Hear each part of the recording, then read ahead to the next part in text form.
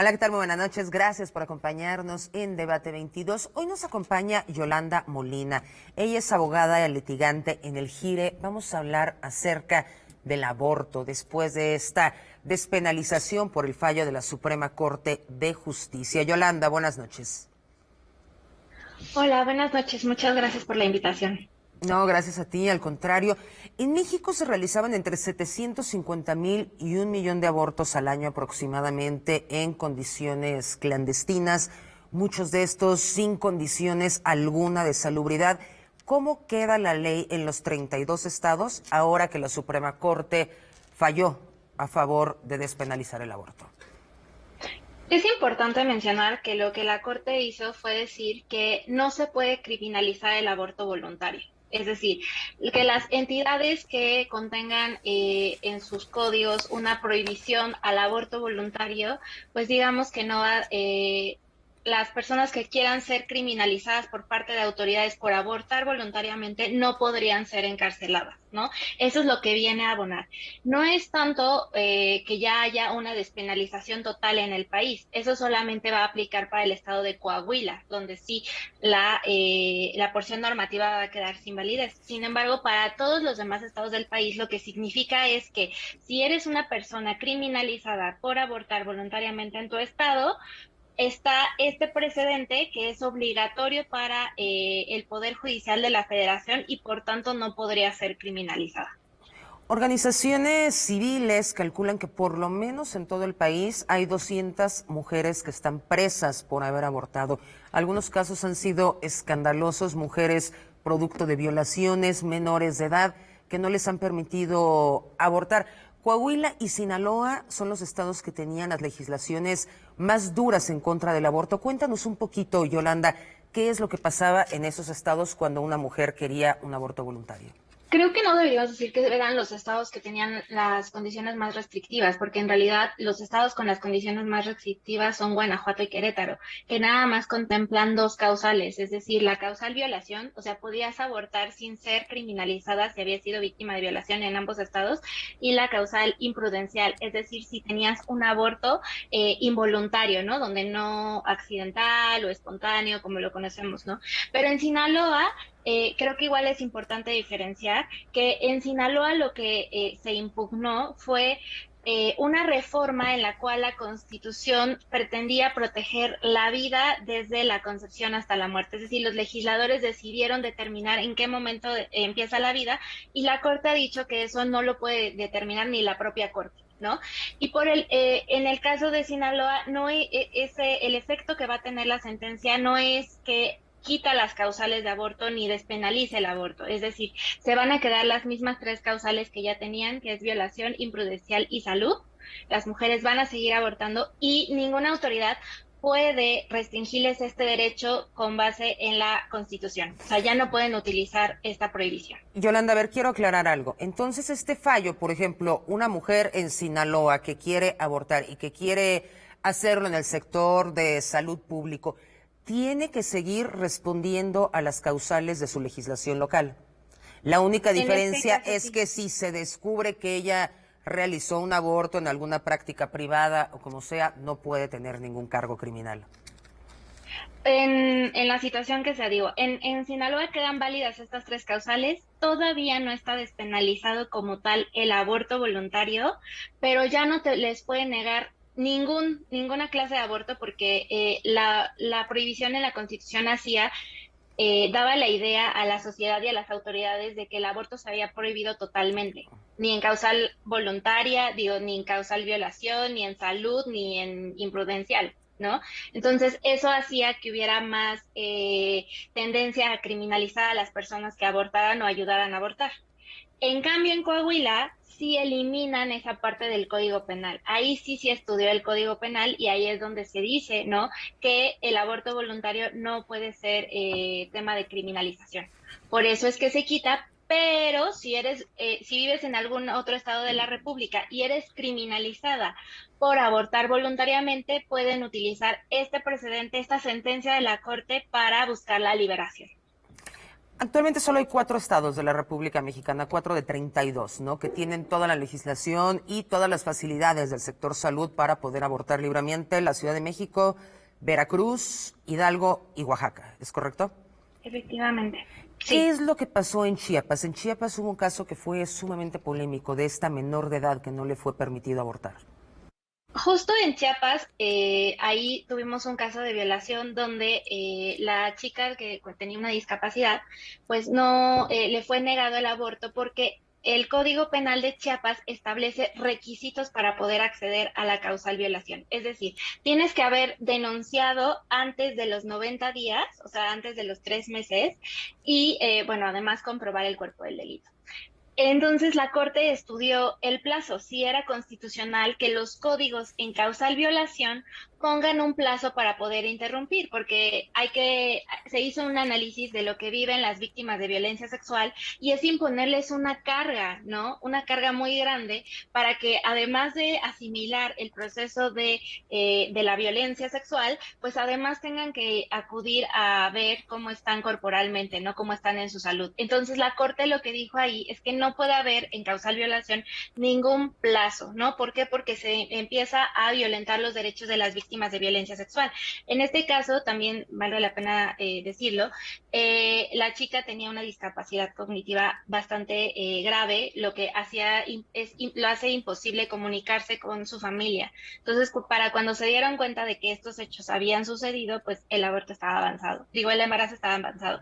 Entonces, por eso es que no cumplía el requisito de los 90 días, ¿no? Y entonces, lo que dice la Corte, pues viene a ser benéfico para varios estados de la República que contienen ciertos requisitos, ¿no? Para poder acceder a alguna causa.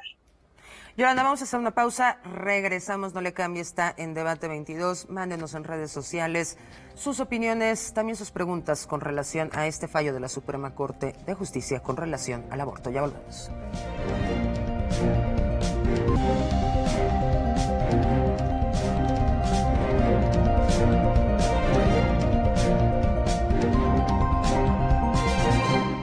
Estamos de vuelta en Debate 22. Yolanda Molina, abogada litigante del GIRE, nos acompaña.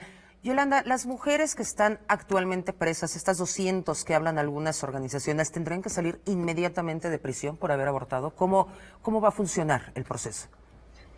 En el caso de Coahuila, sí, e incluso ya el gobernador emitió un decreto para esta liberación, ya emitió un pronunciamiento en cuanto la Corte se pronunció y se supone que están ahorita en ese proceso, pero en los demás estados del país, si tú fuiste criminalizada por aborto, tus abogados tienen que presentar un escrito con esta sentencia diciendo que ya está este criterio de la Corte para que lo valoren y puedas acceder a la libertad. Ojo, solamente es para casos donde el tipo penal sea aborto, porque se sabe que en otras utilizan otro tipo de categorías para ¿Cómo encarcelar a cuáles? las Porque me mujeres. preocupó que dijiste meter un escrito para evaluar. ¿Cómo que para evaluar? Lo que pasa es que hay que entender que la Suprema Corte de Justicia no es un órgano que emita las leyes, solamente las interpreta. En el caso del Poder Legislativo, ellos sí hacen la ley y entonces surte efectos inmediatamente después de su publicación por parte del Ejecutivo. En este caso, este criterio es obligatorio para todo el Poder Judicial, pero todavía el Poder Legislativo y el Poder Ejecutivo tienen la opción de aplicarlo o no aplicarlo. ¿Cuál es la diferencia? Que la Corte les acaba de mandar un mensaje que si no reforman sus leyes o siguen criminalizando a las personas, pues cuando lleguen al Poder Judicial, pues va a ser evidenciado que violaron derechos humanos, ¿no? Entonces, sí es muy importante separar esto. ¿Por qué? Porque a partir de esta situación, por eso es que hablaba del escrito, pues digamos que las personas en otros estados del país ya tenemos esta oportunidad, ¿no? De poder defendernos con este criterio, pero pues sabemos que las personas que están aplicando la ley pueden tener otras ideas, ¿no? Que no vayan a favor del derecho a decidir ¿Qué y la autonomía hace, de las mujeres. qué hace una persona? Tú nos decías las legislaciones muy duras, Guanajuato, Querétaro. ¿Qué hace una persona, ejemplo, Guanajuato, que está presa, que su pareja está presa por un aborto que en cualquier condición? y que la ley no le está permitiendo apegarse a esta situación de la Suprema Corte. ¿Qué es lo que procede? ¿Cómo debe funcionar? Bueno, se presenta este escrito e incluso puede presentar un amparo. Y ahí los jueces de distrito tienen la obligación de seguir este criterio. En dado caso de que no siempre se puede impugnar y llevarlo a otro tribunal para que lo estudien y vean esto, pero sí deben de saber que si los jueces no aplican estos criterios obligatorios, pueden obtener una sanción. ¿No? Entonces, del lado del Poder Judicial de la Federación, tenemos claro que van a cumplir este criterio, ¿no? Simplemente que ahorita sí es necesario que las personas tengan que hacer este tipo de escritos o amparos para poder acceder a este beneficio. No van a ser liberaciones automáticas, así como se esperaba los que van a salir, por ejemplo, hoy 15 de septiembre de la cárcel por esta ley de amnistía. No, o sea, justo hay que entenderlo, ¿no? Por ejemplo, en Coahuila ya el gobernador emitió este anuncio donde dijo que quiere la liberación inmediata de las mujeres que estén encarceladas y personas que estén encarceladas en Coahuila. Eso porque lo que la Corte estudió es el Código Penal de Coahuila, pero para el resto de los estados se tiene que hacer de esta manera en la que les explico, porque no es obligatorio el criterio, digamos, para el Poder Ejecutivo de otros estados. Entonces, sí es importante que podamos hacer este decreto. Ahora, en el tema de amnistía, pues es porque viene de un decreto presidencial, ¿no? Entonces, ahí al venir de una orden de la presidencia, pues se tiene que hacer esta búsqueda en las cárceles donde se encuentran las personas que van a ser liberadas. Yolanda, ahora, otro de los supuestos, y esto es para el auditorio que nos está viendo, alguien que en este momento estuviera pensando en realizar un aborto en alguno de estos estados que es tan complicado. Por ejemplo, hoy una mujer que se quiera practicar un aborto en Querétaro ya no puede ser criminalizada. Es una pregunta complicada, ¿no? Porque digo, si está dentro de las causales que contempla Querétaro, incluso los servicios de salud tienen que brindarlo. En No, la sin causal las causales, un aborto de voluntario, no manera tengo ninguna voluntaria. causal que probar. En ese caso, pues en teoría, para que pues, sucediera la criminalización, alguna autoridad tendría que saberlo, ¿no? Y sí, a partir de eso, y porque el Código Penal actualmente no lo contempla, el Ministerio Público podría intentar criminalizar a las personas. Por eso es muy importante que sepamos que este criterio es obligatorio para el Poder Judicial y que en el otro caso, pues va a depender más bien de la voluntad política de los poderes ejecutivos y del legislativo de si reforman la ley o dan una capacitación a sus ministerios públicos para que sepan que este criterio tendría que ser obligatorio porque en caso de criminalizar a alguna mujer van a incurrir en una violación a un criterio de la Corte. Y para que lo entendiera nuestro auditorio, alguien que quisiera ser usuario, alguien que quisiera practicarse el aborto voluntario en cualquier estado de la República Mexicana, ¿qué es lo que tú les recomendarías? Pues justo que ahora en México tenemos a las acompañantes de aborto con medicamentos que durante la pandemia han estado dando estos servicios de acompañamiento a las personas que ¿Qué busquen es? ¿Qué una es? Perdón. acompañante. Las acompañantes de aborto con medicamentos son personas que dan información basada en la guía práctica de la Organización Mundial de la Salud para tener un aborto seguro en casa. ¿No? Esta iniciativa que viene de parte del movimiento feminista y del movimiento abortista de México y de América Latina, pues es lo que ha venido a subsanar todas estas fallas en el tema de salud, ¿no? Entonces, que busquen ayuda y justo apoyo para poder realizar este procedimiento y que sepan que en dado caso de que lleguen a ser criminalizadas, ¿no? Que ya cuentan con este criterio de la Corte para evitar la criminalización, que se puede interponer un amparo. Sí es importante que lo entendamos esto. No es que se despenalizó ya el aborto en todo el país, simplemente que ya hay un criterio que en dado caso de criminalización podemos utilizar para poder ser liberadas y poder evitar esta criminalización. Vamos a hacer otra pausa, pero regresamos con Yolanda Molina y este tema del aborto.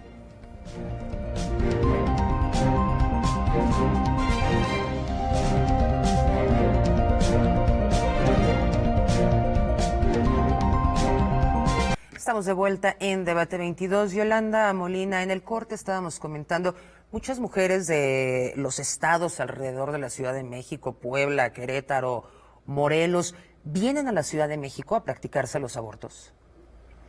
Sí, hay una alta migración en toda la República que vienen a la Ciudad de México porque hasta hace 2 años era la única entidad que permitía el aborto voluntario hasta la semana 12. Entonces, 12.6. Y ahora con el tema de la pandemia, pues también esto se vio incrementado. Pero bueno, tenemos que saber que ya hay 4 estados en los cuales las mujeres pueden abortar de manera voluntaria, ¿no? Lo que está cambiando que pues la migración ya no sea tanto hacia la Ciudad de México, sino que igual se esté distribuyendo. Se están yendo, por ejemplo, a Veracruz, a Hidalgo, a Oaxaca. En estos 3 estados funciona como en la Ciudad de México. El ILE, la interrupción legal del embarazo, llegas a una clínica del sector salud y pides la interrupción de embarazo y puede ser por vía quirúrgica o puede ser por medicamento. Sí, o sea, en Hidalgo y la Ciudad de México se está siguiendo el mismo protocolo, ¿no? Las personas acuden a los servicios de salud y ahí se están realizando los procedimientos dependiendo de los números de semanas, que puede ser por medicamento o por aspiración endouterina. En Veracruz y en Oaxaca están trabajando para poder habilitar este servicio porque pues no se tenía anteriormente. Entonces, pero sí, más o menos se pretende que todos funcionen al igual que en la Ciudad de México.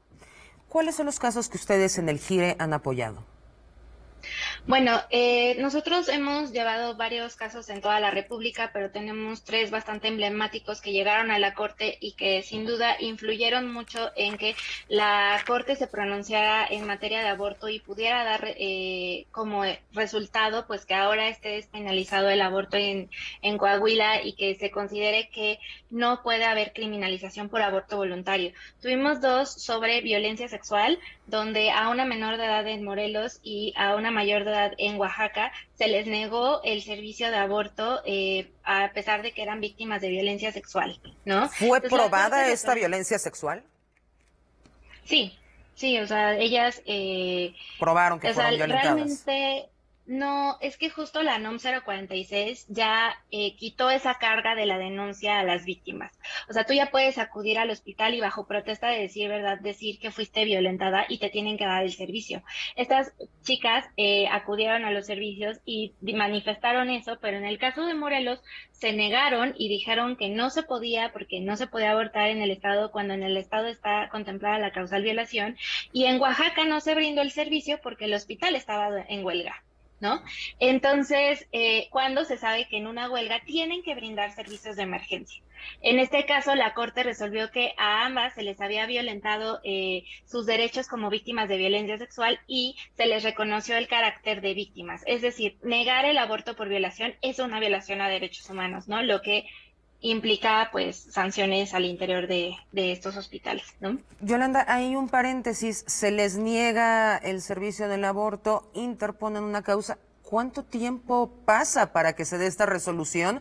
Porque se pasa el tiempo en que se puede practicar un aborto de forma segura. Claro, en este caso, pues se tardaron en resolver entre 3 y 2 años cada uno. O sea, los procesos de la Corte son largos. Pensemos, la acción de Estas dos inconstitucionalidad de víctimas, Coahuila, estas dos víctimas tuvieron a los bebés. no. Ok. No, realizaron un procedimiento en la Ciudad de México de manera segura, pero pues eso no quita que fueron víctimas de violencia sexual y que fueron víctimas de violencia estatal por haberles negado un derecho. No tendrían que haber venido a la Ciudad de México a interrumpir por esta situación, ¿no? Sin embargo, por eso es que la Corte dice, como ya interrumpieron, eso no quita que hayan sido víctimas de violaciones a derechos humanos, ¿no? Por tanto, es que se realizó esta parte. Y por el otro lado, después de 6 años, la Corte resolvió el caso de una mujer que, estando aquí en la Ciudad de México, acudió a un hospital del ISSSTE para solicitar la interrupción del embarazo, pues porque ella es beneficiaria es derechohabiente del ISSSTE. El hospital del ISSSTE le niega la interrupción diciendo que el Código Penal Federal no contempla la causal salud y, por tanto, le niegan el derecho. Entonces, ella igual se realizó el procedimiento, pero continuó su lucha porque le parecía pues bastante absurdo y lo es que pues ella siendo derechohabiente pues no se le concediera esta causal y más que es vinculada con el derecho a la salud. A partir de ahí la Corte lanzó esta sentencia en la cual dijo que en los estados donde no se tenga la causal salud o causal vida, no se puede negar el servicio. los hospitales tienen que brindarlo porque si no se haría una afectación muy grave al derecho a la salud, a la integridad e incluso la vida, ¿no? Entonces están obligados. Y a partir de ahí es que se da también esta acción de inconstitucionalidad, ¿no? Ya hay todos estos precedentes que hacen que sea de forma obligatoria para las autoridades conceder los abortos independientemente de la causal que tengan, porque se tiene que poner al centro el derecho a la salud, ¿no? Y es importante que la gente lo sepa para que también tengan las herramientas para que no sufran una violación a sus derechos humanos y que al momento de que les nieguen el servicio, pues sepan que se pueden hacer varias cosas, ¿no? Para que puedan acceder a este servicio. Este otro tema que también estaba viendo la Suprema Corte, la objeción de conciencia por parte de los médicos enfermeros que serían los designados de practicar el aborto. El ministro Arturo Saldívar dio una aclaración que me pareció muy pertinente en el sentido de que si se permitía esa objeción de conciencia, regresaríamos al tema de que pueden o no pueden realizarlo dependiendo de la voluntad de alguien. Ese tema ustedes lo han tratado también. Sí, nosotros cuando hablamos de objeción de conciencia, porque ya es algo que está en la Ley General de Salud, o sea, hay que saber que cuando las acciones de inconstitucionalidad no impiden que la ley se aplique hasta que se resuelve esa acción de inconstitucionalidad, pues hemos hablado de que la objeción de conciencia solamente es para el personal médico y de enfermería que va a realizar el procedimiento y que todos los hospitales tienen que tener una lista de sus objetores, pero también de personas que pueden realizar esos procedimientos.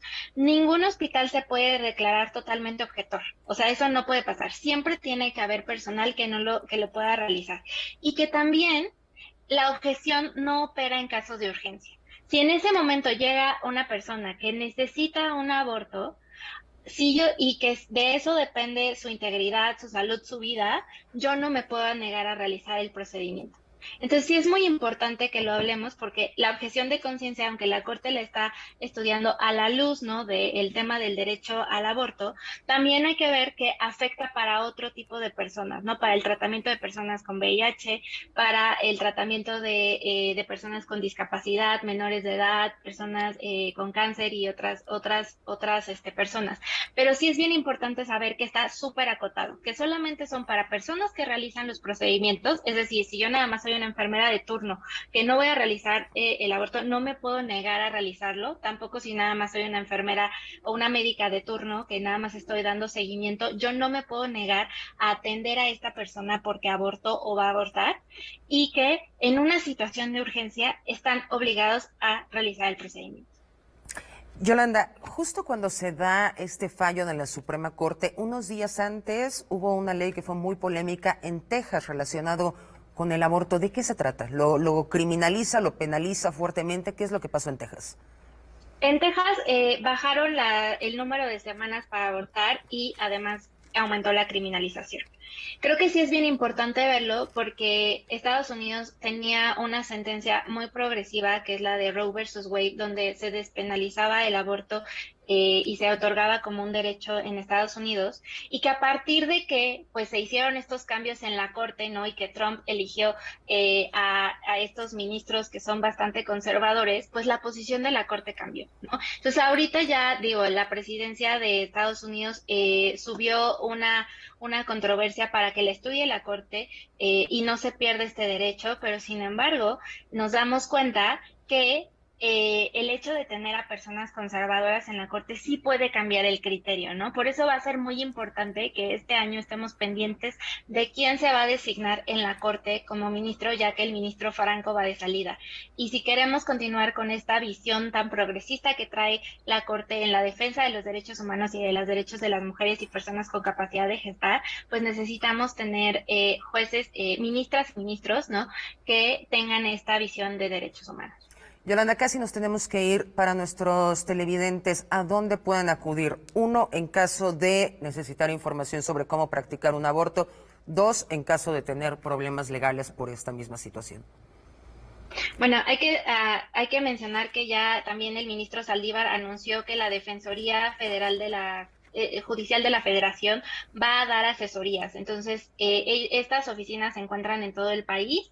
También que sepan que en la Ciudad de México está la página del ILETEL, donde pueden obtener información de dónde realizarse una ISLE de manera segura en la Ciudad de México, y que en dado caso de que requirieran alguna asesoría o demás, también pueden encontrar en Gire una aliada y aliado, y que estamos en @gire_mx en Twitter y Instagram, y también nos encontramos en Facebook. Entonces, nos esperamos ahí para cualquier duda y asesoría. Yolanda Molina, muchísimas gracias por haber estado con nosotros. Gracias por acompañarnos. Quédese con Pantalla de Cristal.